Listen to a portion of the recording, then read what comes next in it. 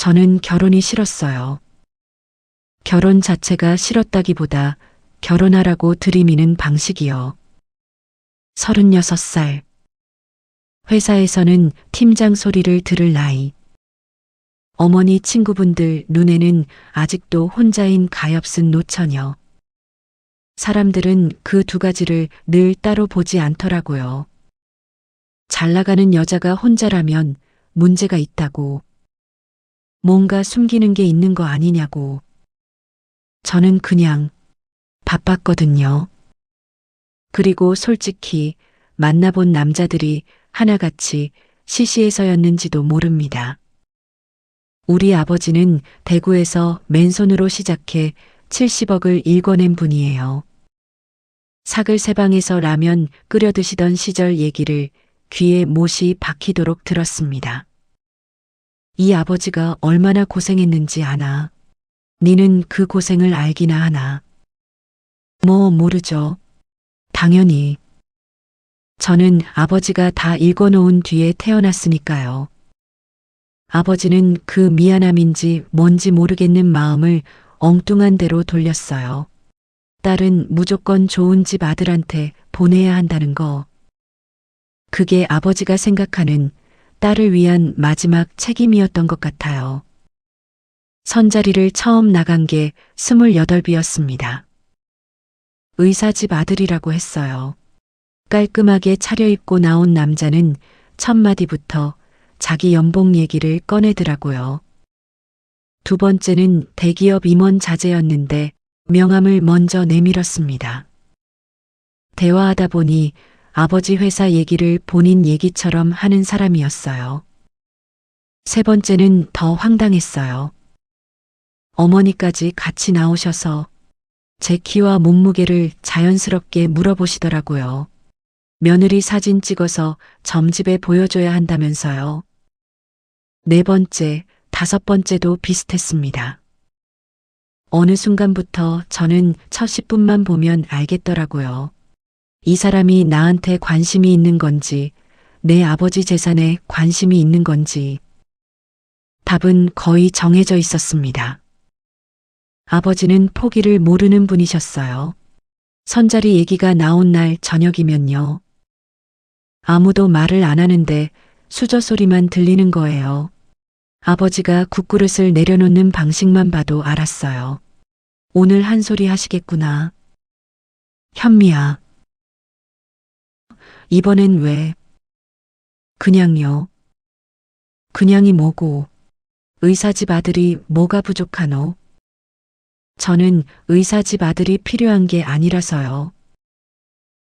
야, 이 가시나야. 아버지는 그날 숟가락을 내던지셨어요.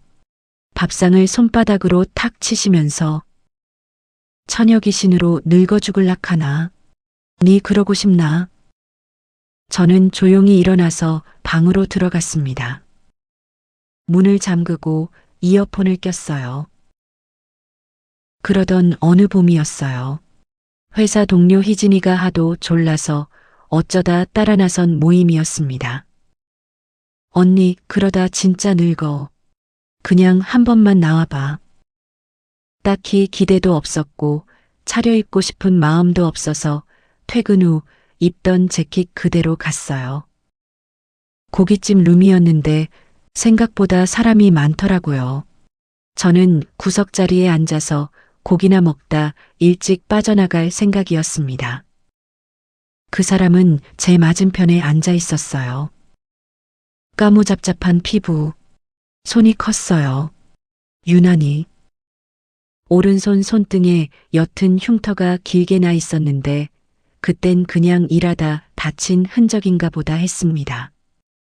말이 없고 웃음도 별로 없고 첫눈엔 아무 생각이 없었습니다. 그저 과묵한 아저씨 하나 앉아있구나 싶었어요. 다들 요즘 뭐가 유행이니 어디가 맛집이니 떠드는 자리였는데 그 사람은 그런 얘기에 껴들지 않았어요. 희진이한테 귓속말로 물었습니다. 저 사람 직업이 뭐야? 타일공이래. 건설 현장. 타일공? 그냥, 아, 그렇구나. 근데 대화를 나눠보니까 달랐습니다. 누군가 요즘 세상이 너무 빡빡하지 않아요? 하고 말을 꺼냈을 때 다들 맞장구를 치고 하소연을 늘어놓는데 그 사람만 조용히 고기를 뒤집다가 말했어요. 빡빡한 거 맞죠? 근데 빡빡한 게 꼭 나쁜 건 아니잖아요. 그렇게 살다 보면 뭔가는 남으니까. 그냥 넘길 수 있는 말이었는데 왜인지 머릿속에 남았어요. 헤어지는 시간이 됐을 때였어요. 그날따라 구두가 너무 불편했거든요. 새로 산 게 아직 발에 안 맞아서 발 뒤꿈치가 까져 있는 상태였고 서류 뭉치까지 들고 나온 날이었어요. 지하철역까지 걸어가는데 제가 좀 절뚝거렸나 봐요. 그 사람이 아무 말 없이 제 가방을 가져갔습니다. 아, 괜찮아요. 무거워 보여서요. 그게 다였어요. 가는 방향이 같지도 않은데 버스 정류장까지 돌아서 저를 바래다 줬습니다. 버스가 올 때까지 그 사람은 말이 없었어요. 저도 말이 없었고요. 버스가 오고 제가 올라탔습니다. 창문 너머로 그 사람이 보였어요. 돌아서 걸어가는 뒷모습. 그 순간 제 심장이 처음으로 뛰었습니다. 처음으로요. 그 사람 이름이 김상철이라는 걸 다음 날 희진이한테 따로 물어서 알았습니다. 제가 먼저 물어본 거예요. 이름을. 그때까지 남자한테 먼저 이름을 물어본 적이 단 한 번도 없었거든요. 그 뒤로 두세 번 모임에서 다시 마주쳤습니다. 저는 그 사람이 나오는 자리에만 나갔어요. 희진이는 눈치를 챘는지 슬슬 웃기 시작했고 상철 씨는 여전히 말이 없었고 고기 굽는 솜씨는 그대로였어요. 이상하게 그 사람 옆에 있으면 좀 편했어요. 뭔가 그냥 있어도 되는 것 같은 느낌.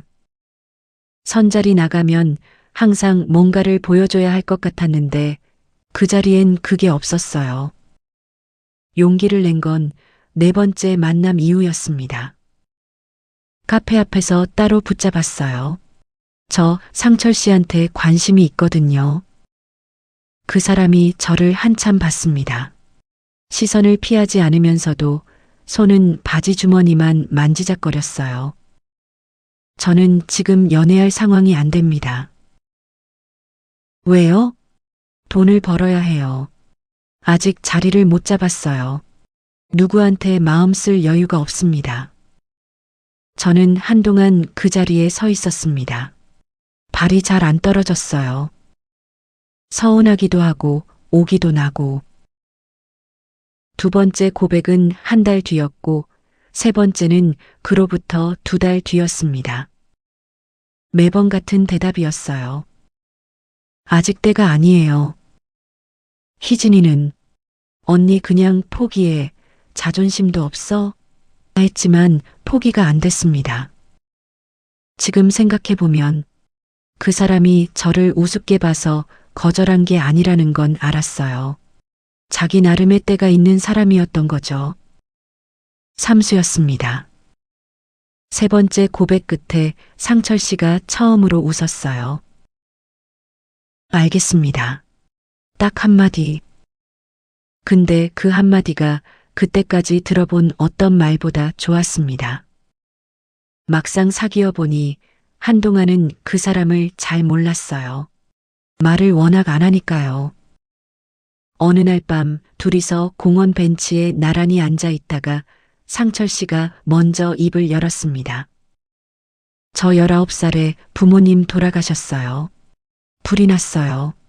집에서 두 분 다 한꺼번에.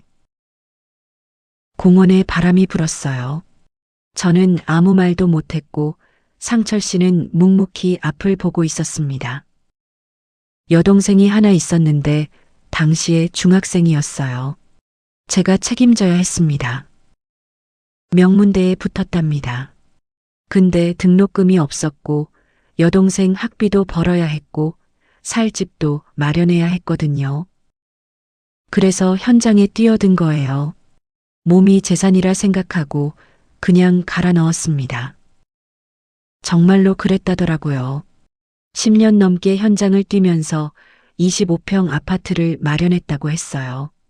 여동생은 당시 막 취업 준비하고 있었고, 이제야 좀 숨이 트이는 것 같아요. 저는 그날 밤 집에 와서 한참을 울었습니다. 동정에서 온 게 아니었어요. 그냥 그 사람 앞에서 제가 한없이 작아졌습니다. 그때 처음으로 생각했어요. 이 사람이랑 결혼해야겠다고.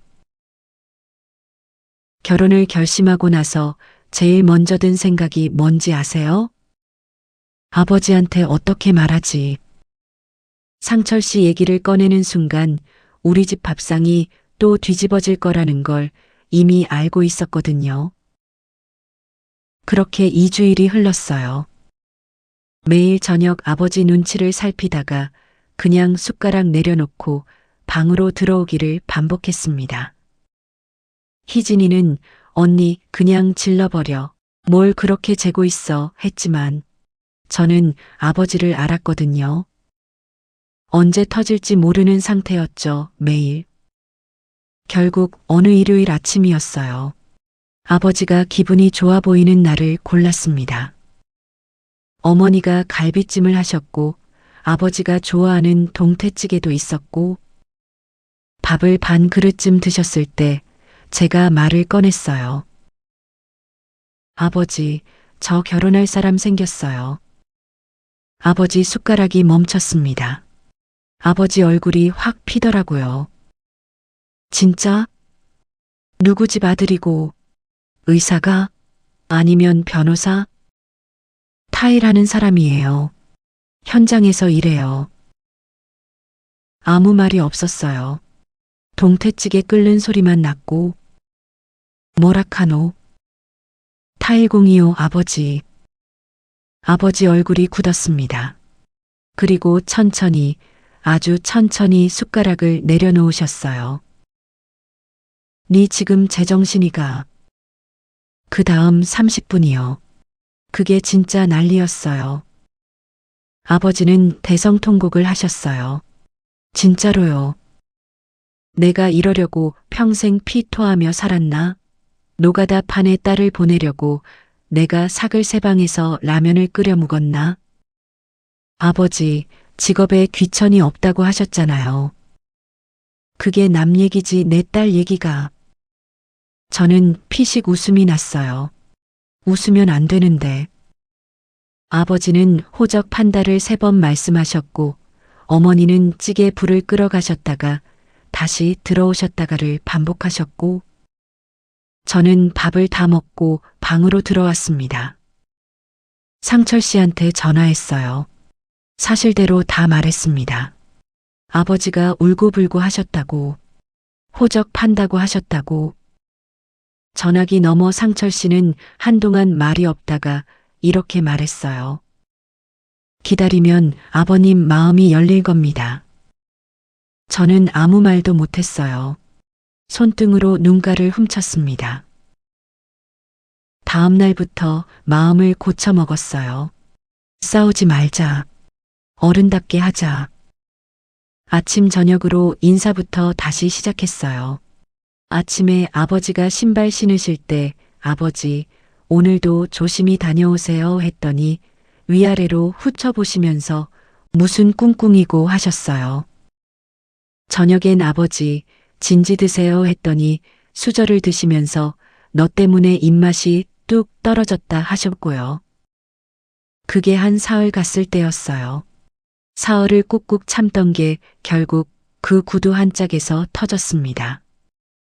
출근 준비를 하는데 하이힐을 신고 현관에서 가방을 집어들었습니다. 5cm는 좋게 되는 구두였어요. 아버지가 거실에서 저를 보셨어요.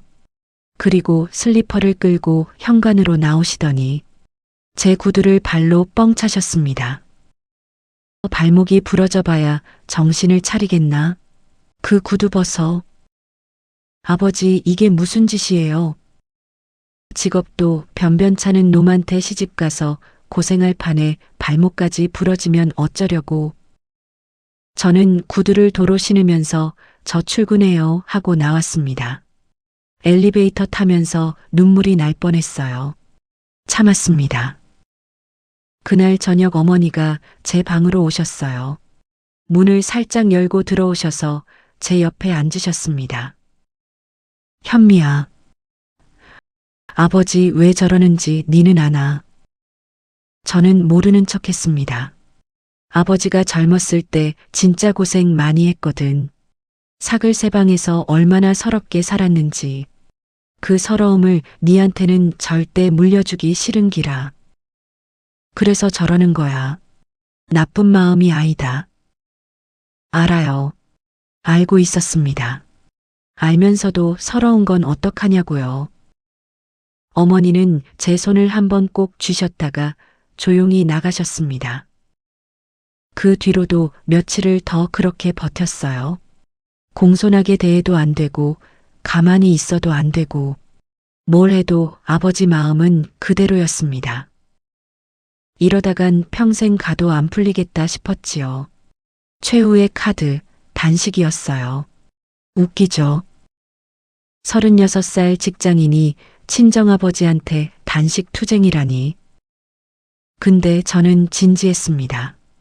회사에 연차까지 냈어요. 입을 들고 거실 소파에 진을 쳤고 아버지가 상철 씨 만나주기 전까지 밥 안 먹는다고 선언했습니다. 아버지는 코웃음을 치셨어요. 단식한다는 가시나가 얼굴은 왜 이렇게 부었노? 자다가 울었나 뭐 했노? 저는 이불을 뒤집어 쓰고 대꾸하지 않았습니다. 이틀이 지났어요. 아버지는 전혀 흔들리지 않는 것처럼 보이셨습니다. 뉴스를 보시고 밥을 드시고 낮잠까지 주무셨어요. 저는 소파에서 유튜브나 보면서 꼬르륵거리는 배를 꾹꾹 눌렀죠. 3일째 되는 날 오후였습니다. 아버지가 주방에서 뭔가를 끓이시는 소리가 났어요. 냄비 소리, 물 끓는 소리, 그리고 이내 복도를 타고 흘러들어온 냄새. 라면이었습니다. 이불 속에서 침을 꼴깍 삼켰어요. 아버지가 양은 냄비를 들고 거실로 나오셨습니다. 소파에 누워있는 제 코앞에 상을 딱 펼치시는 거예요. 면발을 젓가락으로 들어 올리시면서 아이고, 라면 면발 좀 봐라, 탱글탱글하이. 이불을 더 뒤집어 썼습니다. 안 먹을 거제? 참 단식 중이잖아. 그럼 내가 다 묵어야겠다. 아버지가 면발을 크게 빨아들이는 소리를 냈습니다. 그 소리가 그렇게 고문 같았어요. 호적 파. 오냐, 꼭 파주마. 면발 죽인다. 그날 밤이었어요. 새벽 2시쯤 됐을 겁니다. 배가 너무 고파서 잠이 안 왔거든요. 살금살금 소파에서 일어났습니다. 아버지 방 불은 꺼져 있었고 어머니 방도 조용했습니다. 주방으로 들어가서 찬장을 열었어요. 컵라면이 있었습니다. 아주 조심스럽게 물을 끓였어요. 주전자를 들고 컵라면에 물을 막 붓는 순간이었습니다. 현행범이네. 뒤에서 목소리가 들렸어요. 그대로 굳었습니다. 언제 일어나셨는지 아버지가 팔짱을 끼고 주방 입구에 서 계셨어요. 눈물이 쏟아졌어요. 왜 우는지도 모르겠더라고요. 그냥 주저앉아서 엉엉 울었습니다. 아버지는 한동안 저를 내려다보셨어요. 아무 말씀이 없으셨습니다. 그리고 한참 뒤에 크게 한숨을 쉬셨어요. 얼굴이나 한번 보자. 저는 울면서 고개를 들었어요. 진짜요? 한 번만 보자 카잖아. 마음에 든다는 소리는 아이데이. 저는 눈물 콧물 범벅이 된 채로 그 자리에서 컵라면을 다 먹었습니다. 그게 제 인생에서 제일 맛있는 라면이었어요. 상견례 날짜를 잡고 나서 상철 씨한테 전화했을 때 그 사람 목소리가 평소랑 달랐습니다. 조금 떨렸어요. 늘 덤덤하고 늘 무뚝뚝하고 웬만한 일에는 흔들리지 않는 사람인 줄 알았는데 아버님이 허락하셨어요? 허락까진 아니고 일단 얼굴은 보겠다고 하셨어요. 감사합니다. 그 말이 자꾸 맴돌았어요. 감사합니다. 저한테요. 제가 한 게 뭐가 있다고. 컵라면 먹다 걸린 게 다인데. 저는 웃었습니다. 그 사람은 웃지 않았어요. 아주 진지했거든요. 날짜는 2주 뒤 일요일로 잡혔습니다. 그 사이에 상철 씨가 한 일들을 나중에 전해 들었어요. 피부과를 처음 갔다고 했습니다. 현장을 뛰다 보니 피부 관리 같은 건 생각도 못 했답니다. 정장도 맞춤으로 새로 했어요. 어깨가 넓고 팔이 길어서 기성복이 몸에 잘 안 맞는다고 했거든요. 얼마짜리를 맞췄는지 물어봤더니 말을 흐리더라고요. 그 사람에게는 거금이었던 것 같았습니다. 그 얘기를 들으면서 괜히 코가 찡했어요. 약속 당일 오전, 일찍 일어나서 집안을 정리했습니다. 어머니는 새벽부터 부엌에 계셨어요. 갈비찜, 잡채, 전에다 생선구이까지 한 상 가득 차리셨습니다. 아버지는 오전 내내 말씀이 없으셨어요. 거실 소파에 앉아 뉴스를 보시는데 정말 보고 계신 건지 모르겠더라고요. 저는 괜히 주방과 거실을 왔다 갔다 했어요. 제가 더 떨렸습니다. 약속 시간 30분 전 초인종이 울렸습니다. 문을 열었는데 상철 씨가 서 있었어요. 맞춤 정장이 잘 맞았어요. 까무잡잡한 피부에 짧게 다듬은 머리, 얼굴도 깔끔했고, 근데 그것보다 그 사람 손이 보였거든요. 문 앞에서 두 손을 모으고 있었는데 손이 미세하게 떨리고 있었습니다. 저는 아무 말 없이 그 손을 꽉 잡았어요. 손을 잡으면서 문득 눈에 들어온 게 있었어요. 오른손 손등에 그 흉터. 사귀고 나서도 몇 번 본 적 있었지만 한 번도 물어본 적은 없었거든요. 청심환 먹었어요? 2알 먹었습니다. 피식 웃으면서 손을 이끌었어요. 들어가요. 거실에 들어서는데 아버지가 소파에서 팔짱을 끼고 정면만 바라보고 계셨어요. 아직 상철 씨 쪽으로 고개를 돌리지 않으신 상태였습니다. 어머니가 어서 오세요, 앉아요 하시며 자리를 권하셨고 상철 씨가 상 앞에 반듯하게 섰습니다. 그리고 허리를 깊이 숙이며 인사했어요. 안녕하세요. 김상철이라고 합니다. 우렁찼어요. 떨리는 기색 없이 또렷하게. 그 순간이었습니다. 아버지가 고개를 돌리셨어요. 상철 씨 얼굴을 확인하시는 순간 아버지가 자리에서 벌떡 일어나셨습니다. 왜 저러시나? 혹시 첫인상이 마음에 안 드셔서? 근데 아버지 표정이 이상했습니다. 화가 난 게 아니었어요. 눈이 커지셨고 얼굴이 하얘지셨고 입술이 달싹달싹 하셨어요. 아버지가 상철 씨 앞으로 걸어가셨습니다. 그리고 상철 씨 손을 양손으로 덥석 잡으셨어요. 자네 혹시... 목소리가 떨렸습니다. 5년 전에 고속도로에서 맞지? 거실에 정적이 흘렀습니다. 상철 씨 얼굴이 굳었습니다. 그리고 천천히 아버지를 다시 봤어요. 아버님이세요? 아버지가 그 자리에서 주저앉으셨습니다.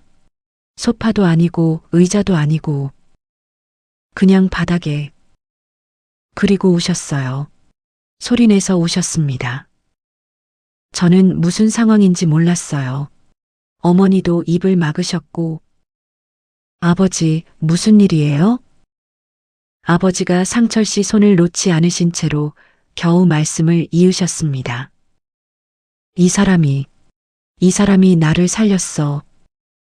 그제야 저도 알아챘습니다. 5년 전 아버지가 사경을 헤맸다던 그 사고. 그날 누가 구해줬는지는 끝내 알 수 없다고 하셨는데 그 사람이 지금 제 앞에 있었습니다. 그때 그 사고는 저도 알고 있었어요. 다만 그날 정확히 무슨 일이 있었는지, 누가 도와줬는지는 아버지도 끝까지 말씀이 없으셔서 몰랐던 거예요. 나중에 들은 얘기예요. 5년 전 겨울이었다고 했어요. 아버지가 지방 출장을 가시던 길이었습니다. 고속도로였는데 눈이 조금 왔었고 블랙아이스였어요. 순식간에 차가 미끄러졌고 가드레일을 들이받았습니다. 차가 완전히 찌그러졌어요. 문이 열리지 않았고 갈비뼈가 부러진 채로 갇혀 계셨습니다. 숨이 턱턱 막히고 정신이 가물가물해지시는데 차에서 연기가 나기 시작했어요. 상철 씨가 그 길을 지나가고 있었습니다. 작업을 마치고 돌아오는 길, 트럭에 공구함을 싣고 있었어요. 연기 나는 차를 발견하고 세웠습니다. 달려가서 문을 잡아당겼는데 열리지 않았습니다. 공구함에서 망치를 꺼냈어요. 그 큰 손으로 창문을 3번 내리치자 유리가 깨졌습니다. 정신 차리세요. 곧 꺼내드릴게요. 그 한마디를 던지고는 깨진 유리에 손등이 긁히는 줄도 모르고 그 안으로 손을 넣어서 아버지를 끌어냈어요. 그때 생긴 흉터였습니다. 제가 몇 번이고 봤지만 한 번도 묻지 않았던 그 흉터. 도로 옆 풀밭으로 나온 지 채 10분도 안 됐을 때였습니다. 차가 전소됐습니다. 그 자리에 조금만 더 있었어도 어떻게 됐을지 모를 일이었어요. 어머니는 그제야 눈물을 닦으셨어요. 아버지가 목이 메어 끊어질 듯 말씀을 이으셨습니다. 살해를 하려고 했는데 한사코 거절하더라고. 지갑을 꺼내니까 손으로 맞고 건강하십시오. 한마디만 하고는 그냥 가버렸어. 번호도 이름도 모른 채로. 5년이었습니다.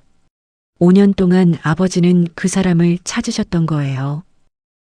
그 사람이 지금 제가 데려온 그 위로 거실에 서 있는 겁니다. 상철 씨는 그 자리에서 말이 없었습니다. 아버지가 바닥에서 일어나시면서 상철 씨 손을 다시 잡으셨어요. 고맙네. 진짜로. 상철 씨가 고개를 숙였습니다. 저도 그날 이후로 그분이 괜찮으셨는지 가끔 생각이 났습니다. 다행입니다. 건강하셔서. 눈물이 터졌어요. 살해금도 거부하고 이름도 남기지 않고 그냥 사라지면서도 그분이 괜찮으셨는지 가끔 생각이 났다고. 그날 저녁은요. 아버지가 상철 씨한테 뭔가 따지실 줄 알았어요. 근데 그런 거 없었어요. 그 자리에서 다 끝났습니다. 이 사람이 내 사위라니. 이제 죽어도 여한이 없다. 어머니는 부엌에 들어가서 한참 나오지 않으셨습니다. 나오실 때 눈이 빨개셨어요. 저는 상철 씨 옆에 앉아서 그냥 손을 잡고 있었습니다. 아무 말도 필요 없었어요. 그날 밤 아버지와 상철 씨는 술을 마셨습니다. 새벽 3시가 넘도록 거실에서 소리가 났어요. 아버지 웃음소리. 그 웃음소리가 얼마나 오랜만인지. 이불 덮고 누워서 한참을 그 소리만 들었어요. 밤새 술을 마시다 보니 상철 씨는 우리 집 소파에서 잠들었어요. 다음 날 아침 아버지가 술이 덜 깬 얼굴로 식탁에 나오셨는데 상철 씨도 맞은편에 앉아 있었어요. 상철아. 예, 아버님. 한강뷰 아파트든 빌딩이든 내가 다 해준다. 전 재산 털어서라도 신혼집 제대로 해줄게. 네가 원하는 거 말만 해라. 저는 상철 씨를 봤습니다. 상철 씨가 고개를 들어 아버지를 봤어요. 그리고 반듯하게 앉았습니다. 아버님, 감사합니다. 근데 저는 사양하겠습니다. 아버지 눈썹이 올라갔습니다. 제가 피땀 흘려 마련한 25평 아파트가 있습니다. 거기서 제 힘으로 시작하고 싶어요. 처음부터 도움을 받으면 제 인생이 나태해집니다. 아버지가 한동안 상철 씨를 보셨습니다. 그리고는 고개를 끄덕이셨어요. 천천히, 여러 번. 됐다. 네가 맞다. 어머니가 또 눈을 닦으셨어요. 저도요. 결혼식은 그해 가을에 했습니다. 크게 하지 않았어요. 상철 씨가 요란한 걸 싫어하기도 했고, 저도 그런 자리가 불편했고요. 가족들이랑 가까운 분들만 모인 조촐한 자리였는데, 아버지가 그날 내내 우셨습니다. 기쁨의 눈물이요. 돌아가신 사돈어른 목까지 당신이 다 울어드리겠다며. 상철 씨는 그런 아버지 옆에서 연신 등을 두드려 드렸어요. 투박한 손으로 묵묵히. 결혼 3년 차입니다. 아들이 하나 있어요. 이제 두 돌이 됐는데 아버지를 쏙 빼닮았습니다. 까무잡잡하고 눈이 크고 말보다 행동이 앞서고. 상철 씨는 그 아이를 보면서 그렇게 잘 웃더라고요. 평소엔 그렇게 무표정한 사람이. 저는 그 얼굴을 볼 때마다 이래서 결혼을 하는 거구나 싶습니다. 상철 씨는 지금도 현장에 나갑니다. 타일 반장이 됐어요. 아버지가 사무실 자리를 권유해도 매번 고개를 저어요. 저는 현장이 맞습니다, 아버님. 며칠 전에는 퇴근하고 들어와서 저녁을 먹다가 불쑥 한마디 했습니다. 고맙습니다. 뭐가요? 그냥. 이 사람은 여전히 말이 없고 표현도 서툴지만 그 짧은 한마디가 어떤 긴 말보다 좋습니다. 지나가는 불에 밥 익힌다는 말이 있잖아요. 스쳐 지나가는 작은 온기로도 뭔가는 익는다는 뜻이래요.